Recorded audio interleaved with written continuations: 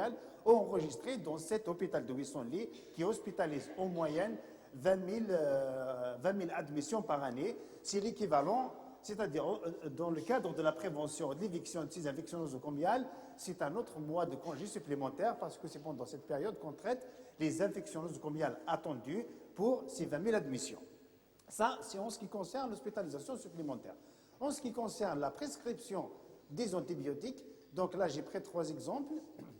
J'ai pris l'exemple de l'ampicilline qui est presque pas utilisée actuellement dans les services hospitaliers ou dans les grands hôpitaux, avec un dosage de 2 grammes par jour pendant 10 jours, alors qu'on peut aller à donc au double de cette dose.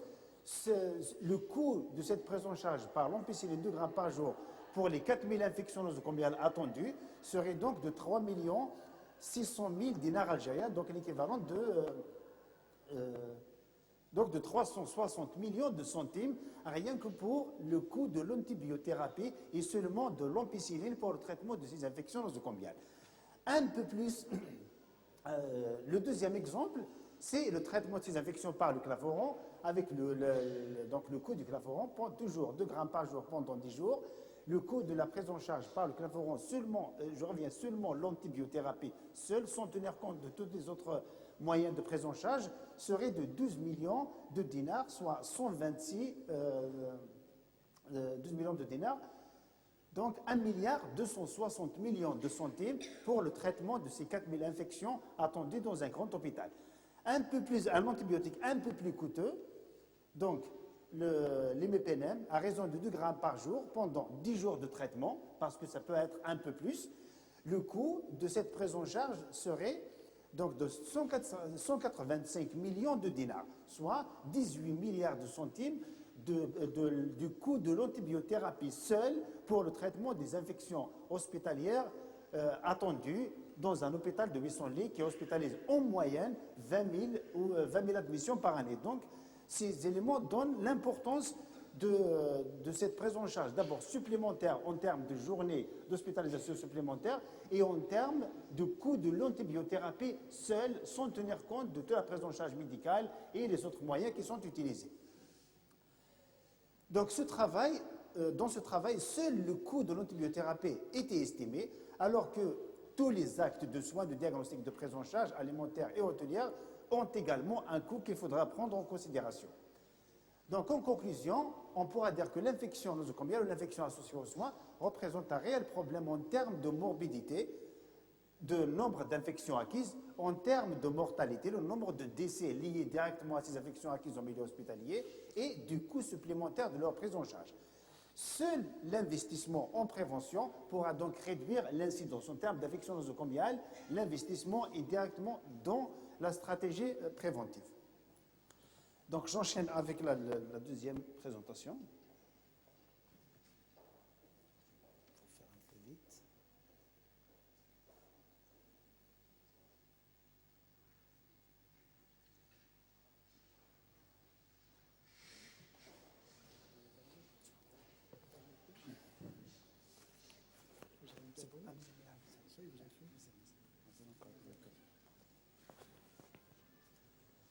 Donc la deuxième présentation, c'est l'épidémiologie et prévention des infections associées aux soins ou les infections nosocomiales.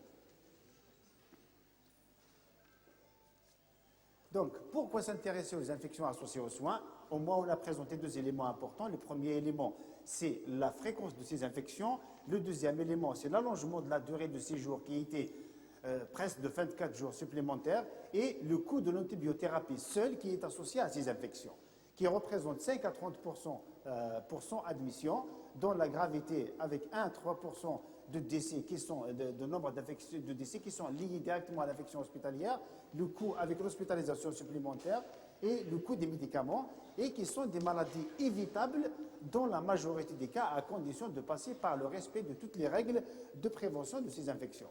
Les infections associées aux soins et hospitalisation. Les infections nosocomiales ou associées aux soins sont un fait parce que c'est une complication de l'hospitalisation, c'est une conséquence des procédures de soins diagnostico-thérapeutiques, mais est-ce qu'on peut éviter l'hospitalisation pour certaines maladies? Non. quand un malade nécessite une hospitalisation, il doit être hospitalisé. Donc, il sera exposé à ce risque d'infection acquise en milieu de soins. Toute hospitalisation expose au risque d'acquisition d'une infection.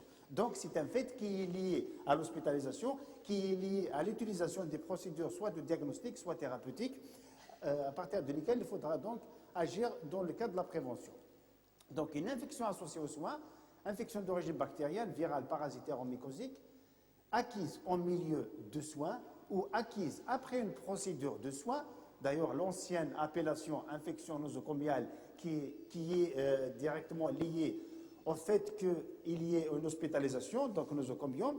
La nouvelle appellation des infections nosocomiales, c'est les infections associées aux soins. Donc, il y a là la notion de procédure de soins, qu'elle soit à visée diagnostique ou à visée thérapeutique. Bien sûr, le diagnostic peut être clinique et ou bactériologique et un délai d'acquisition au milieu hospitalier de plus de 48 heures. Quels sont les agents responsables des infections associées aux soins? Il y a les agents bactériens, un certain nombre de bactéries qui sont essentiellement responsables de ces infections, donc qui représenteraient 50% des infections qui sont liées à des bacilles gram-négatifs aérobies, notamment l'Enterobacter, Pseudomonas, Serratia, Escherichia coli, Acinetobacter. Les staphylocoques dorés, ce sont donc des coquilles gram-positifs qui sont responsables de ces infections. Il est parfois responsable d'épidémies même hospitalières liées à un porteur sain. Le staphylocoque epidermidis, qui s'est révélé être un pathogène important, qui était responsable donc des ophtalmies au niveau de l'hôpital d'ophtalmologie, le streptocoque du groupe B et le Clostridium difficile. Les agents viraux sont également responsables de ces infections. On parlera peut-être par la suite sur les hépatites B et les hépatites C, qui représenteraient donc environ 5% de toutes les infections hospitalières. Le virus respiratoire syncytial, qui est responsable d'épidémies, notamment dans les services de pédiatrie pendant les périodes hivernales. Le rotavirus, qui est responsable d'épidémies de gastro-entérite dans certains services de pédiatrie également. Les virus des hépatites B et C. Le virus de l'immunodéficience humaine, donc le VIH, toutefois, il paraît beaucoup moins facilement transmissible, et le virus grippal, qui peut être également transmis en milieu hospitalier, soit du personnel aux malades, soit inversement. Les réservoirs et sources de contamination. Donc le réservoir est un agent infectieux et l'endroit où il se maintient, et où il maintient sa présence et où il pourra se multiplier. Le réservoir peut être humain, animal, environnemental ou mixte. La source est le lieu de contact entre l'agent infectieux et l'hôte. La source et le réservoir peuvent parfois être confondus ou distincts, ce qui est important donc sur le plan épidémiologique et sur le plan de la stratégie de prévention. Il y a des réservoirs endogènes et qui sont responsables de l'auto-infection. Donc le malade lui-même peut être lui-même un réservoir et lors d'intervention chirurgicale ou d'une procédure de soins, l'origine de l'infection peut être sa propre flore. Des études effectuées chez des patients chroniques ont montré que ces patients s'infectaient le plus souvent avec des germes de leur flore digestive, mais dans 60% des cas, ces germes avaient été acquis au cours du séjour hospitalier. Dans cette situation qu'il y a l'enchaînement, d'abord colonisation, puis passage à la contamination et passage à la maladie.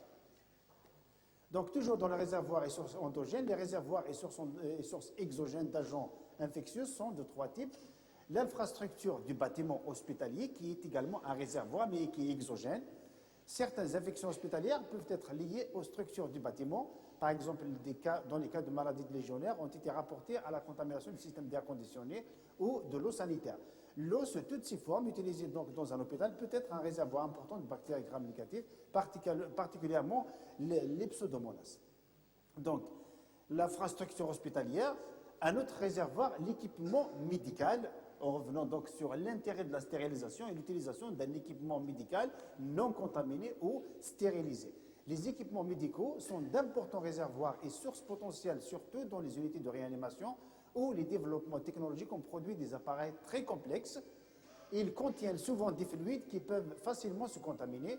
Il est fréquent que certaines parties de ces appareils soient difficiles à désinfecter ou à stériliser en raison de leur fragilité et de leur complexité. Donc, parmi les appareils impliqués comme source pathogène nosocomiale, on peut citer donc les appareils de mesure hémodynamique, les appareils de dialyse, les perfuseurs intraveineuses, les micro-organismes donc impliqués sont souvent des bacilles à gram négatifs aérobies inhabituels qui prolifèrent aisément dans les milieux aqueux et pauvres en nutriments, notamment l'acétobactère, les pseudomonas, les entérobactères. Le personnel, l'infrastructure hospitalière, les dispositifs médicaux, il y a également le personnel qui est un réservoir de germes et qui peut transmettre ces infections donc aux malades. Le personnel hospitalier, les visiteurs et surtout les malades constituent le réservoir exogène de micro-organismes le plus souvent. C'est le seul réservoir de bactéries gram positifs, bactéries gram négatifs, des virus et des parasites. Donc ce sont des réservoirs à partir desquels le malade pourra être contaminé lors des soins à titre diagnostique ou thérapeutique. La transmission, elle peut être directe ou indirecte. Les mains du personnel soignant transitoirement contaminés peuvent transférer passivement des micro-organismes d'un patient à l'autre et jouer un rôle essentiel dans la propagation endémique et épidémique des infections associées aux soins. Revenons donc à l'intérêt de la prévention de cette transmission par le respect des règles de l'hygiène des mains. Dans le cas de transmission par contact indirect, les objets peuvent être contaminés par le personnel et par un autre patient, tels que les endoscopes. On revient une deuxième fois donc à l'autre stratégie de prévention qui est l'utilisation d'un matériel stérile et le respect des règles de la stérilisation. Parfois, les systèmes de ventilation peuvent être eux-mêmes source d'infections transmises par voie aérienne, telles que la légionellose. Donc, le respect également de tous les dispositifs d'alimentation dans le cadre de la ventilation. La transmission par l'intermédiaire d'un support contaminé nourriture liquide de perfusion s'observe sporadiquement, mais elle est quand même décrite. L'autre réceptif dans cette situation, c'est essentiellement le malade parce qu'il est entré pour des soins et ayant déficience de son immunité, donc il est plus à risque d'avoir une colonisation puis de passer au stade de maladie. L'organisme dispose d'une série de mécanismes de défense contre les infections. Ces mécanismes peuvent être altérés par de nombreux facteurs liés soit à l'infection de base présentée par le patient, soit à divers médicaments ou actes médicaux, toujours dans le cadre de diagnostic ou thérapeutique. Les affections sous-jacentes ou les états de nutrition sont également des facteurs de risque qui favorisent le passage du stade de colonisation vers le stade d'infection et du stade de maladie, tels que les néoplasies, la malnutrition, les traitements médicamenteux qui entraînent une immunosuppression, tels que les cytostatiques et les immunosuppresseurs, les antibiotiques, les antiacides, qui favorisent l'état de colonisation, puis l'état de passage à la maladie, les actes médicaux invasifs, qui sont nécessaires dans le cadre de diagnostic, dans le cadre thérapeutique, mais qui sont quand même à risque de contamination par les infections associées aux soins. L'importance des infections nosocomiales, pour mieux voir l'importance des infections nosocomiales, l'élément le plus important, c'est leur mesure. Quand elles sont mesurées en milieu hospitalier ou quand elles sont estimées à partir du nombre de malades hospitalisés, on peut dire que réellement ces infections, elles sont présentes. Donc si on n'a pas de moyens de mesure de ces infections, on dit qu'elles existent, mais on n'a pas d'indicateurs qui nous prouvent leur existence. Parmi donc la mesure, c'est l'incidence qui est le nombre d'infections nouvellement observées dans une population donnée durant une période donnée, en moyenne de 6 mois dans les services, dans le cadre de la surveillance continue. Elle s'exprime en nombre d'infections pour son admission. Diverses études d'incidence ont révélé des taux passant de 4 à 9,5 infections pour son admission. Donc c'est un indicateur qui nous donne une information sur la réalité d'existence de ces infections au milieu de soins. Les taux de prévalence, qui sont des études qui sont faites instantanément ou à un moment donné à la recherche d'infections chez tous les malades qui sont admis pendant une période donnée, une semaine, une journée ou 2 jours. Les facteurs influençant les résultats, donc, quand on réalise des études épidémiologiques de prévalence ou d'incidence, il y a certains éléments, bien sûr, qui vont interférer ou qui vont entraîner une sous-estimation, une surestimation de ces infections, donc notamment la méthodologie, les moyens utilisés, la définition de l'infection utilisée et le nombre de malades existants donc, pendant cette période. Les modes d'expression épidémiologique des infections associées aux soins, souvent, quand il s'agit d'épidémie dans un service, ça attire rapidement l'attention et là, sous forme d'épidémie ou existante à l'état endémique. Les données d'incidence et de prévalence sont avant tout le reflet des infections nosocomiales endémiques existant dans une période longue dans une structure hospitalière.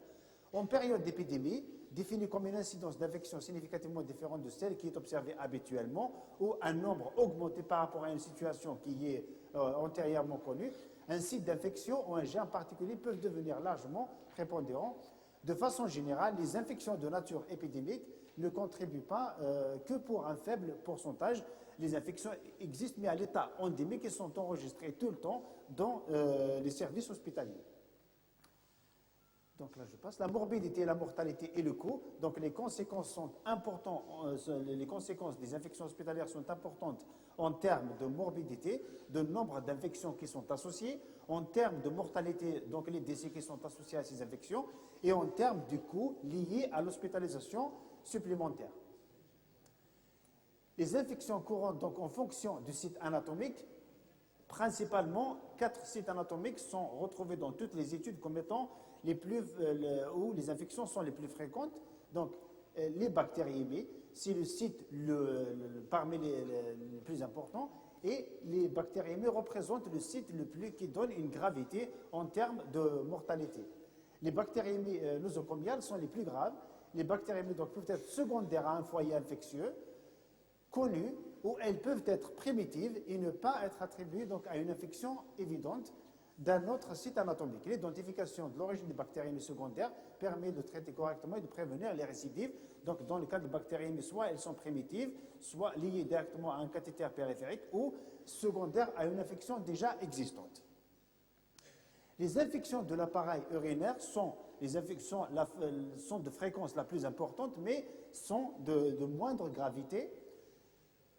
Les pneumopathies nosocomiales représentent également parmi les sites les plus retrouvés, mais avec une gravité qui est quand même importante avec les bactériémies.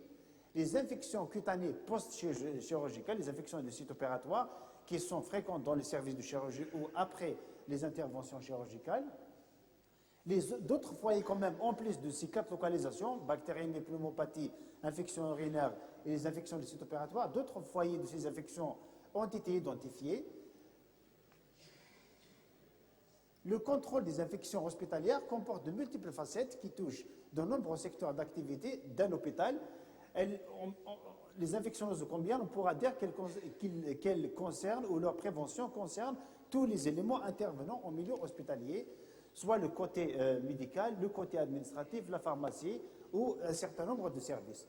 Le contrôle des réservoirs, cette mesure donc s'applique avant tout aux réservoirs environnementaux qui doit viser prioritairement les réservoirs impliqués dans la survenue des infections associées aux soins afin de ne pas dépenser les ressources financières dans le contrôle inconsidéré de tout l'environnement hospitalier. Donc, l'identification des locaux ou des structures où les infections sont plus fréquentes sont prioritaires dans le cadre de la prévention. Donc là, j'en passe. Contrôle de la transmission. La transmission la plus importante en termes d'infection hospitalière, donc il y a la transmission par main portée, par les mains, où l'élément de prévention le plus important, c'est le contrôle et le respect de la technique ou la technicité de lavage des mains.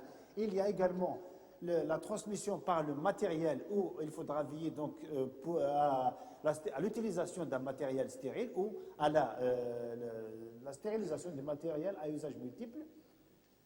L'asepsie chirurgicale et technique de soins, soit dans les blocs opératoires ou lors des soins qui sont effectués.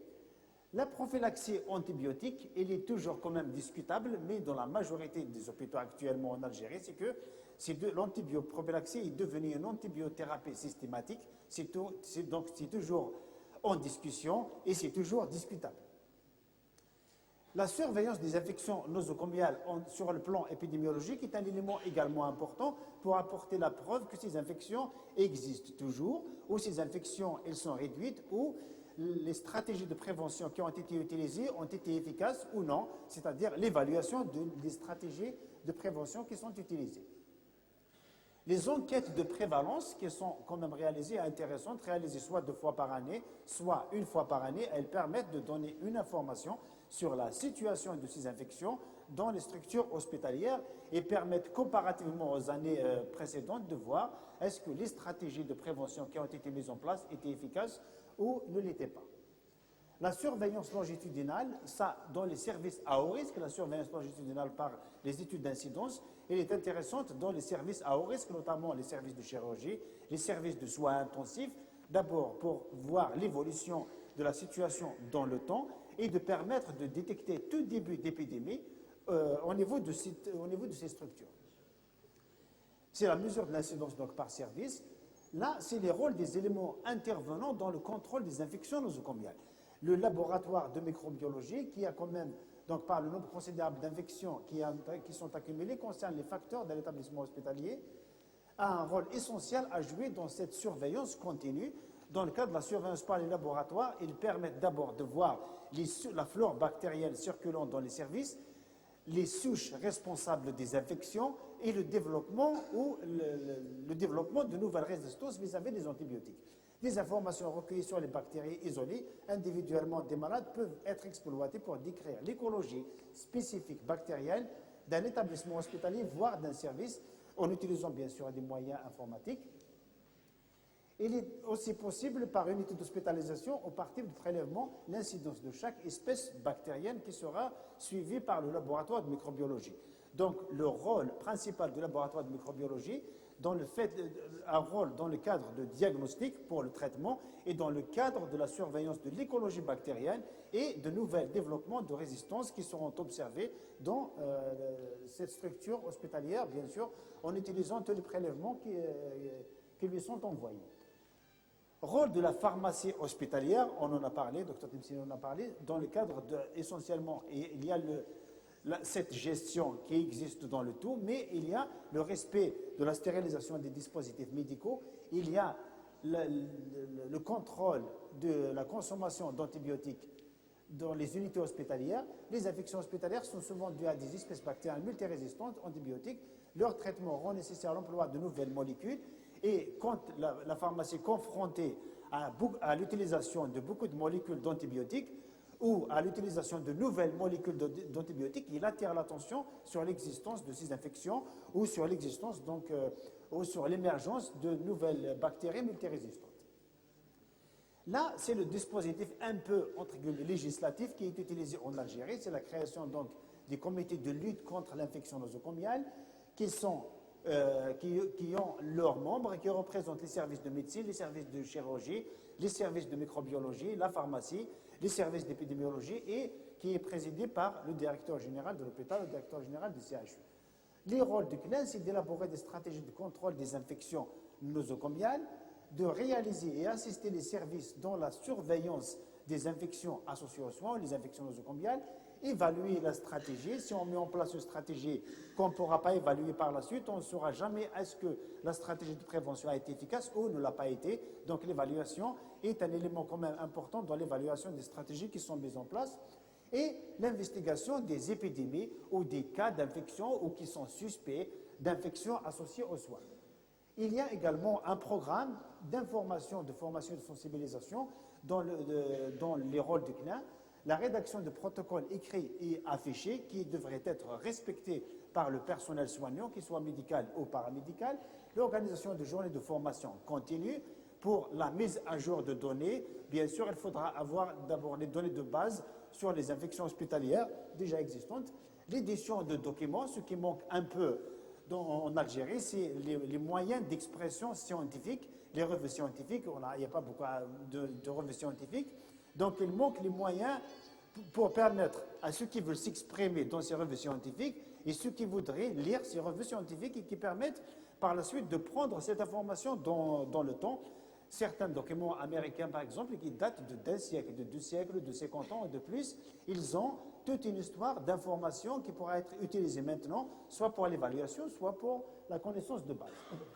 Et bien sûr, la diffusion des résultats de la surveillance des enquêtes réalisées. Quand une enquête de prévalence est réalisée et les chiffres sont gardés dans le service ou le résultat de l'étude est gardé dans un service, donc c'est presque inutile.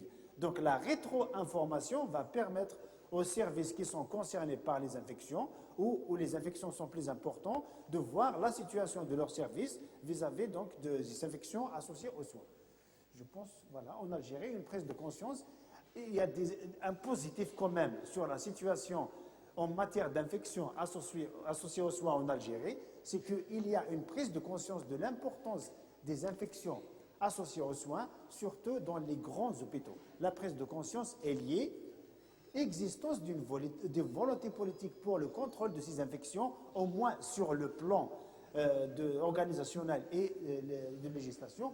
Donc il reste un peu l'adhésion et des initiatives afin de participer à la lutte des infections nosocomiales.